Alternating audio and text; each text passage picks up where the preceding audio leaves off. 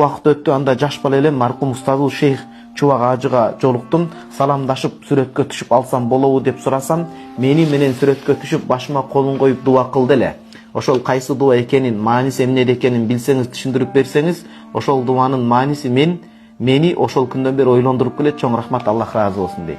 Ооба, устаз раматтылык асыл Залкар Чубак устазыбыз ал дуаны мага үйрөткөн шакирттерине жалпы. Мына ошол дуаны мо бейиштик үй бүлөгө 5 хадистин акырында дуа кылып ошол жерге дагы кошконум бар. Ал дуа пайгамбарыбыз саллаллаху алейхи вассаламдан хадисинде келген дуа. Кызыгы Саид Багдаш устазыбыз айтат, Чубак устазыбыздын да устазы болуп кетет, чоң ата устазыбыз Шейх Мухаммад Авама хафизахулла, Аллах өмүрүнө береке берсин. Мухаммад Авам устаз ушул дуаны 30 жылдан ашык издеген дейт. 30 жыл күнү түнү тынымсыз. Мухаддис алымдардан, факх алымдардан, пайгамбарыбыз саллаллаху алейхи вассалам жаш балдардын, ымыркайлардын, жаш балдардын чүрпөлөрдүн башына колун коюп дуа кылат эле. Кайсы дуасы? Ушул дуа.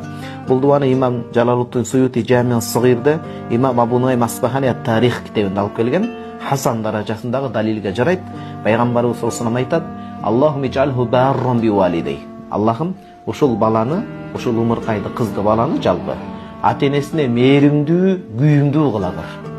Боор баскан мээримдүү, күйүмдүү кылагыр. Рошидан акыл эстүү жана жөндөмдүү кылагыр. Баланын акылын сураган бул жакшы нерсе. Ва анбиту фил ислами набатан хасанан, исламда тарбиясын тырмактайынан башынан мыкты кыл. Тарбиялуу, элге жерге эмгегин сиңире турган кыл деп. Буяка ошол окулушун жазып, маанисин да жазган мынакей. О Аллахым, жаңы төрөлгөн ушул умуркайды же ушул баланы же кызды ата-энесине күйүмдүү, акыл эстүү жана таква кылып, исламда тарбиясын мыкты кыл деп. Бул ошол дуа бир туганым.